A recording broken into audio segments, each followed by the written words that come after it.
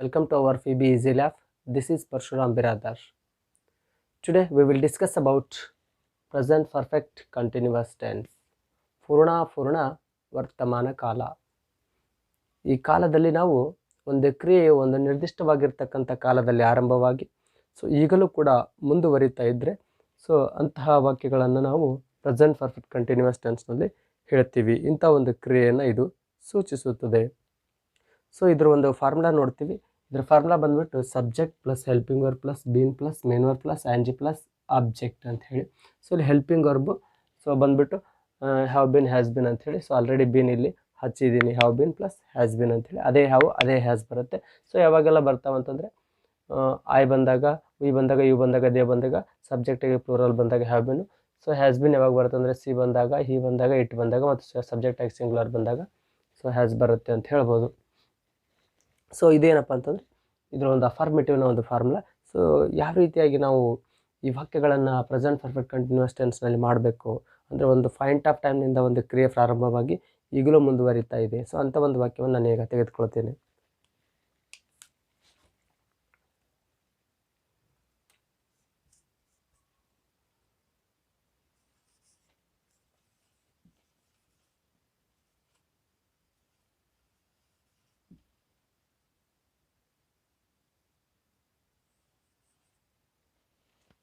ನೋಡಿ, ನಾವು ಫೆಬ್ರವರಿಯಿಂದ ಇಂಗ್ಲೀಷ್ ಕಲಿಯುತ್ತಲೇ ಇದ್ದೇವೆ ಅಂಥೇಳಿ ಒಂದು ಅಫಾರ್ಮೇಟಿವ್ ವಾಕ್ಯವನ್ನು ತೆಗೆದುಕೊಂಡಿದ್ದೇನೆ.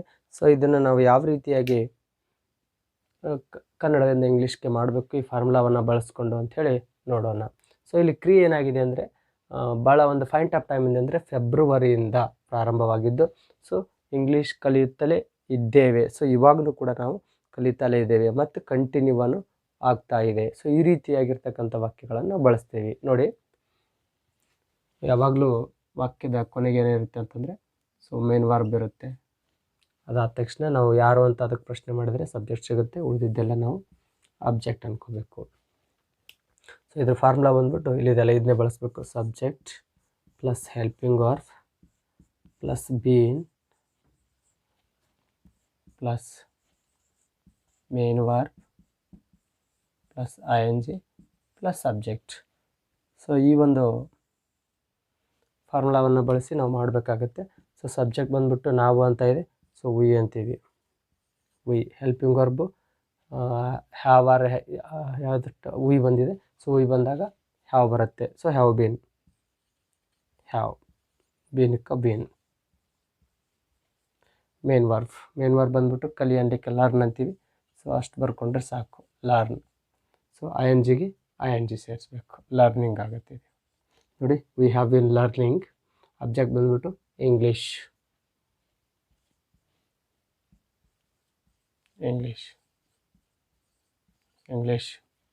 ನೆಕ್ಸ್ಟ್ ಫೆಬ್ರವರಿಯಿಂದ ಅಂತ ಇದೆಯಲ್ಲ, ಸಿನ್ಸ್ ಅಂತ ಹಚ್ಚಬೇಕು. Since February.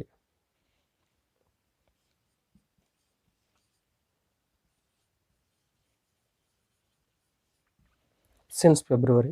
ಈ ರೀತಿಯಾಗಿ ನಾವೇನು ಮಾಡ್ಬೋದಪ್ಪ ಅಂತಂದರೆ ಒಂದು ಕೊಟ್ಟಿರ್ತಕ್ಕಂಥ ವಾಕ್ಯವನ್ನು ಈ ಒಂದು ಸೂತ್ರದ ಸಹಾಯದಿಂದ ಕನ್ನಡದ ಇಂಗ್ಲೀಷ್ಗೆ ಮಾಡ್ತೀವಿ. ನೋಡಿ, we have been learning English since February. ನಾವು ಫೆಬ್ರವರಿಯಿಂದ ಇಂಗ್ಲೀಷ್ ಕಲಿಯುತ್ತಲೇ ಇದ್ದೇವೆ ಅಂಥೇಳಿ. ಫೆಬ್ರವರಿಯಿಂದ ಒಂದು point of time at present ಕಲಿಯುತ್ತಲೇ ಇದ್ದೇವೆ ಅನ್ನುವಂಥದ್ದು. ಇದನ್ನು ಯಾವ ರೀತಿಯಾಗಿ ನೆಗೆಟಿವ್ ಆಗಿ ಮಾಡೋದನ್ನು ನೋಡೋಣ. ಈಗ ನಾನು ಅದೇ ವಾಕ್ಯವನ್ನು ನೆಗೆಟಿವ್ ಆಗಿ ಮಾಡಿದ್ದೇನೆ. ನೋಡಿ, ನಾವು ಫೆಬ್ರವರಿಯಿಂದ ಇಂಗ್ಲೀಷ್ ಕಲಿಯುತ್ತಲೇ ಇಲ್ಲ ಅಂಥೇಳಿ. ಇದನ್ನು ನಾವು ಯಥಾ ಪ್ರಕಾರವಾಗಿ ಗುರುತಿಸ್ಕೊಳ್ಬೇಕು.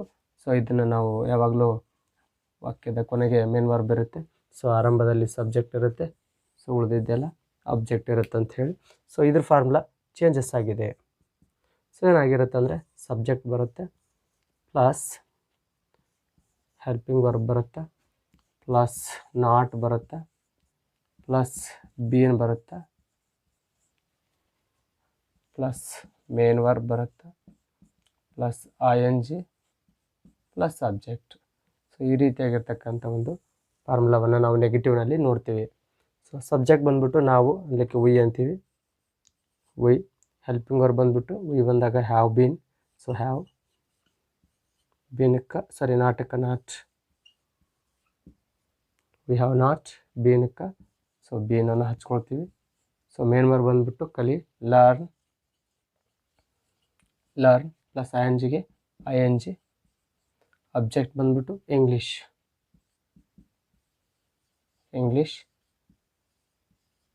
ಸೊ ಫೆಬ್ರವರಿಯಿಂದ ಸಿನ್ಸ್ ಫೆಬ್ರವರಿ.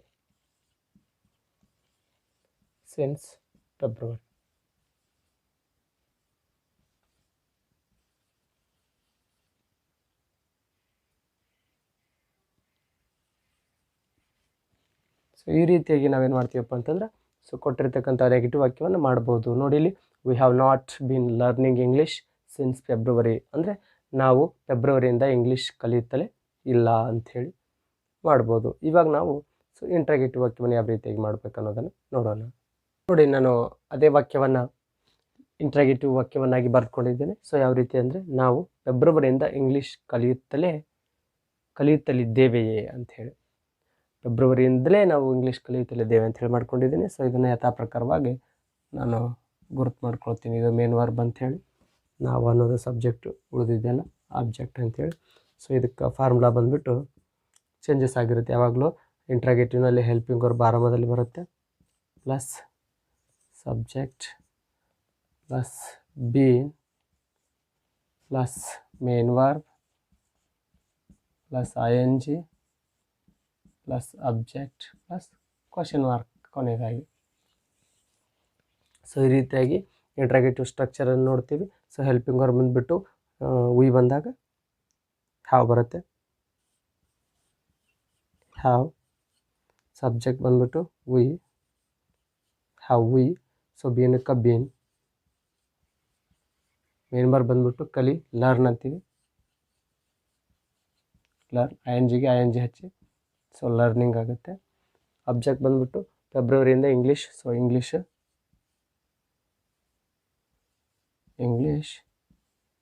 ಫೆಬ್ರವರಿಯಿಂದ ಅನ್ನಲಿಕ್ಕೆ ಸಿನ್ಸ್ ಫೆಬ್ರವರಿ.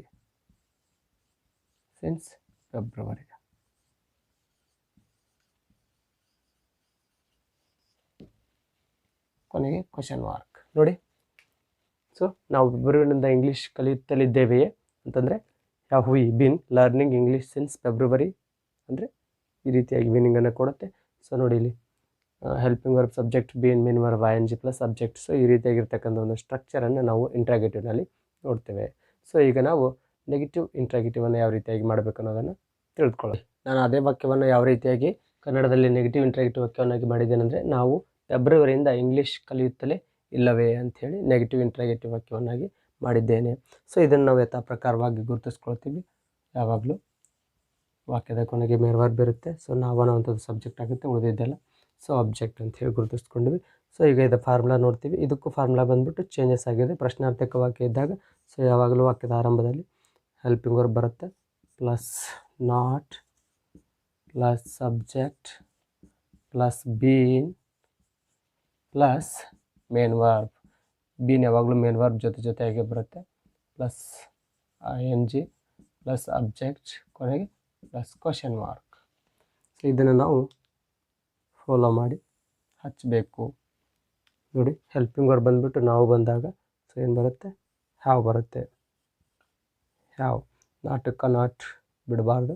ಸೊ ಇದನ್ನು ಅಪಾಸ್ಟ್ರಫಿ ಒಳಗೆ ಹಚ್ಚಿ ಶಾರ್ಟ್ ಫಾರ್ಮಲ್ಲಿ ಹ್ಯಾವಂಟ್ ಅಂತ ಮಾಡಬೇಕು. ಸಬ್ಜೆಕ್ಟ್ ಬಂದುಬಿಟ್ಟು ವಿ, ಹ್ಯಾವಂಟ್ ವಿ. ಬೀನಕ್ಕೆ ಬೀನ್. ಮೇನ್ ವರ್ಬ್ ಬಂದುಬಿಟ್ಟು ಕಲಿಯಲಿಕ್ಕೆ ಲರ್ನ್ ಅಂತೀವಿ, ಲರ್ನ್. INGಗೆ ಸೊ ING ಪ್ಲಸ್ ಅಬ್ಜೆಕ್ಟ್ಗಳಿದ್ದಾನೆ. ಸೊ ಫೆಬ್ರವರಿಯಿಂದ English. So English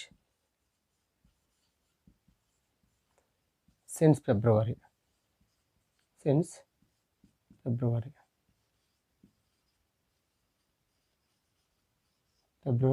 question mark. ನೋಡಿ, haven't we been learning English since February ಅಂದರೆ ನಾವು ಫೆಬ್ರವರಿಯಿಂದ ಇಂಗ್ಲೀಷ್ ಕಲಿಯುತ್ತಲೇ ಇಲ್ಲವೇ ಅಂಥೇಳಿ ಈ ಒಂದು ಸ್ಟ್ರಕ್ಚರನ್ನು ಫಾಲೋ ಮಾಡೋದ್ರ ಮೂಲಕ ಈ ವಾಕ್ಯವನ್ನು ಕನ್ನಡದ ಇಂಗ್ಲೀಷ್ಗೆ ನಾವು ವರ್ಗಾಯಿಸಿದ್ವಿ.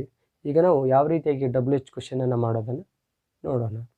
ಅದೇ ವಾಕ್ಯವನ್ನು ಯಾವ ರೀತಿಯಾಗಿ ಸೊ WH ವರ್ಡನ್ನಾಗಿ ಕ್ವಶನನ್ನಾಗಿ ಮಾಡಿದ್ದೇನೆ ನೋಡಿ. ಸೊ ನಾವು ಎಲ್ಲಿ ಫೆಬ್ರವರಿಯಿಂದ ಇಂಗ್ಲೀಷ್ ಕಲಿಯುತ್ತಲೇ ಇದ್ದೇವೆ ಅಂಥೇಳಿ ಕ್ವಶನನ್ನು ಮಾಡ್ಕೊಂಡಿದ್ದೇನೆ WH ಕ್ವಶನ್ನಲ್ಲಿ.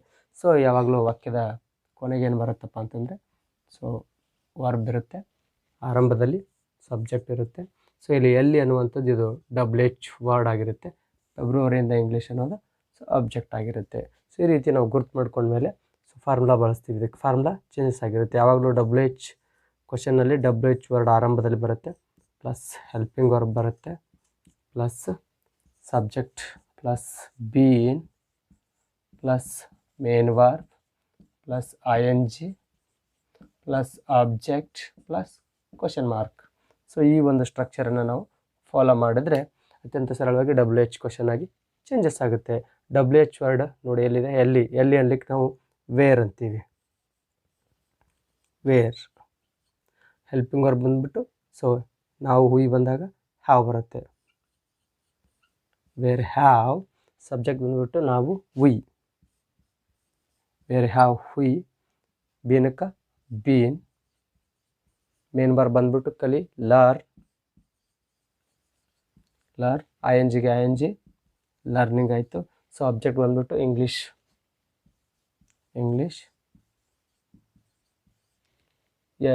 ಫೆಬ್ರವರಿಯಿಂದ ಅಂದರೆ since February,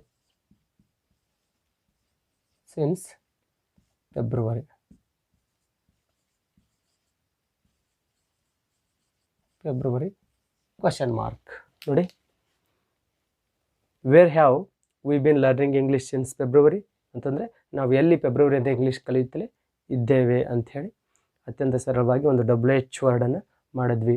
so must and ಶುಡ್ಡಾಗಿ ನಾವು ಇಲ್ಲಿವರೆಗೆ ಪ್ರೆಸೆಂಟ್ನಲ್ಲಿ ಕಲ್ತಿರ್ತಕ್ಕಂತಹ ಎಲ್ಲ ಸೆಂಟೆನ್ಸ್ಗಳನ್ನು ಮಾಡಿದ್ವಲ್ಲ. ಸೊ ಸಿಂಪಲ್, ಕಂಟಿನ್ಯೂವಸ್, ಪರ್ಫೆಕ್ಟ್ ಮತ್ತು ಪರ್ಫೆಕ್ಟ್ ಕಂಟಿನ್ಯೂವಸ್, ಇವು ಸ್ಟ್ರಕ್ಚರ್ಗಳು ಬಹಳ ಇಂಪಾರ್ಟೆಂಟು. ಸೊ ಇದನ್ನು ನೀವು ಮೇಲಿಂದ ಮೇಲೆ ಪ್ರಾಕ್ಟೀಸ್ ಮಾಡಿದರೆ ಸೊ ನಿಮಗೂ ಕೂಡ ಇದು ಪರ್ಫೆಕ್ಟ್ ಆಗುತ್ತೆ ಅನ್ನುವಂಥದ್ದು ನನ್ನ ವಿಚಾರ. ನಾನಿಲ್ಲಿ ಒಂದು ಇಂಗ್ಲೀಷ್ ವಾಕ್ಯವನ್ನು ತೆಗೆದುಕೊಂಡಿದ್ದೇನೆ. ಸೊ ಇದನ್ನು ಯಾವ ರೀತಿಯಾಗಿ ನಾನು ಇಂಗ್ಲೀಷ್ನಿಂದ ಕನ್ನಡಕ್ಕೆ ಟ್ರಾನ್ಸ್ಲೇಷನ್ ಮಾಡಬೇಕು ಅನ್ನೋದನ್ನು ಸೊ ಇವಾಗ ಹೇಳ್ಕೊಡ್ತೇನೆ ನೋಡಿ. ಸೊ ಮೊದಲಿಗೆ ಈ ವಾಕ್ಯವನ್ನು ಕೂಡ ನಾವು ಗುರುತು ಮಾಡ್ಕೊಳ್ಬೇಕು. ಸೊ ಯಾವಾಗಲೂ ವಾಕ್ಯದ ಆರಂಭದಲ್ಲಿ ಇಂಗ್ಲೀಷ್ನಲ್ಲಿ ಸಬ್ಜೆಕ್ಟ್ ಇರುತ್ತೆ. ಸೊ ಹ್ಯಾಸ್ ಬೀನ್ ಬಿಲ್ಡಿಂಗ್ ಅನ್ನುವಂಥದ್ದು ವರ್ಬ್ ಆಗಿರುತ್ತೆ. ಎ ಹೋಮ್ ಫಾರ್ 4 months ಅನ್ನೋದು ಅಬ್ಜೆಕ್ಟ್ ಆಗಿರುತ್ತೆ. ಈ ರೀತಿ ಗುರುತು ಮಾಡ್ಕೊಂಡ್ವಿ. ಸೊ ನೆಕ್ಸ್ಟ್ ಸ್ಟೆಪ್ ಬಂದ್ಬಿಟ್ಟು ಇದರದ್ದು ಕನ್ನಡ ಮೀನಿಂಗನ್ನು ತೆಗೆದುಕೊಳ್ಬೇಕು ನಾವು. ಕನ್ನಡ ವರ್ಡ್ ಅಂತೀವಲ್ಲ, ಶಬ್ದಗಳನ್ನು ತೆಗೆದುಕೊಳ್ಬೇಕು. ಹಿ ಅನ್ನುವಂಥದ್ದು ಸೊ ಅವನು. So has been building, so build ಅನ್ನಲಿಕ್ಕೆ ಗೊತ್ತಿದ್ದರೆ ಸಾಕು ನಮಗೆ. ಬಿಲ್ಡ್ ಅನ್ನಲಿಕ್ಕೆ ಸೊ ಕಟ್ಟು ಅಂತೀವಿ, ಕಟ್ಟು ಅಥವಾ ನಿರ್ಮಿಸು. ಎ ಹೋಮ್ ಅಂದರೆ ಒಂದು ಮನೆ,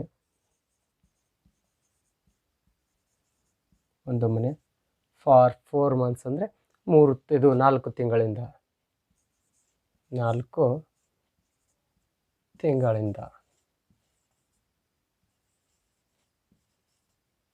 ಈ ರೀತಿಯಾಗಿ ನಾವು ಅದರ ಮೀನಿಂಗನ್ನು ಹೊರಗೆ ತೆಗೆದುಕೊಂಡ್ವಿ.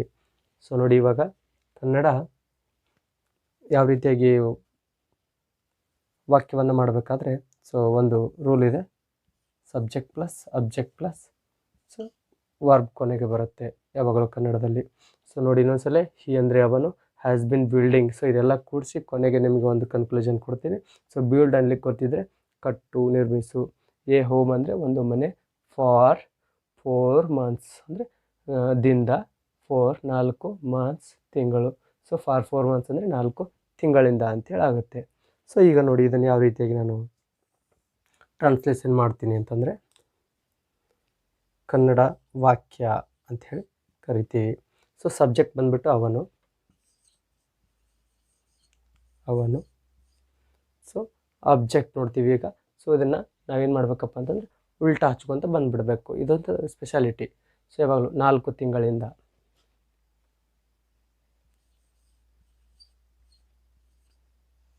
4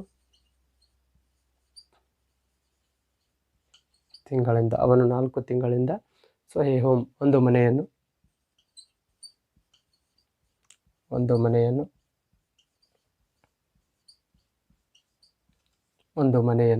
ಸೊ ಹ್ಯಾಸ್ ಬಿನ್ ಬಿಲ್ಡಿಂಗ್, ಕಟ್ಟು. ಸೊ ಹೀ ಬಂದಾಗ ಯಾವ ರೀತಿ ಎಂಡ್ ಆಗಬೇಕು ಅಂದರೆ ತಲೆ ಇದ್ದಾನೆ ಅಂದರೆ ಕಟ್ಟುತ್ತಲೇ ಇದ್ದಾನೆ. ಈ ರೀತಿಯಾಗಿ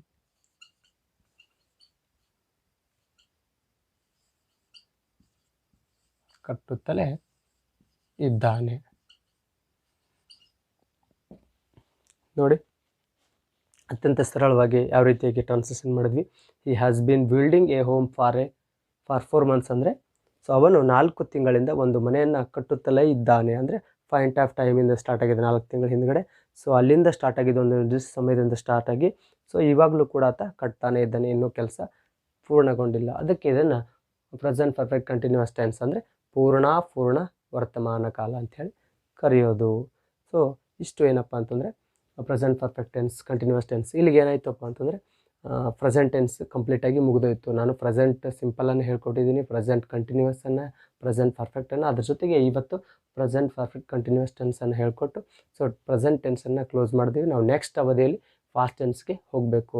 ಸೊ ಇಲ್ಲಿಯವರೆಗೆ ನಾನು ಪ್ರೆಸೆಂಟಲ್ಲಿ ತಿಳಿಸ್ಕೊಟ್ಟಿರ್ತಕ್ಕಂಥ ಎಲ್ಲ ಟೆನ್ಸ್ಗಳಾಗಿರ್ಬೋದು, ಅದ್ರ ಜೊತೆಗೆ ಈ ವಿಡಿಯೋ ಕೂಡ ನಿಮ್ಗೆ ಏನಾದರೂ ಲೈಕ್ ಆಗಿದ್ದರೆ, ಸೊ ಇಷ್ಟ ಆಗಿದ್ದರೆ ಈ ವಿಡಿಯೋವನ್ನು ಲೈಕ್ ಮಾಡಿ, ಈ ವಿಡಿಯೋವನ್ನು ಶೇರ್ ಮಾಡಿ ಅಂತ ಹೇಳ್ತೇನೆ. ನಮ್ಮ ಚಾನಲನ್ನು ಅತಿ ಹೆಚ್ಚಾಗಿ ತಾವುಗಳೆಲ್ಲ ಸಬ್ಸ್ಕ್ರೈಬ್ ಮಾಡಬೇಕು. ಸೊ ನನಗೆ ಸಹಾಯವನ್ನು ಮಾಡಬೇಕು ಅಂತ ಕೇಳ್ಕೊಳ್ತೇನೆ. ಸೊ ಮತ್ತೆ ಹೊಸದೊಂದು ವಿಡಿಯೋದೊಂದಿಗೆ ಭೇಟಿ ಆಗ್ತೇನೆ. ಅಲ್ಲಿವರೆಗೆ ನಮಸ್ಕಾರ.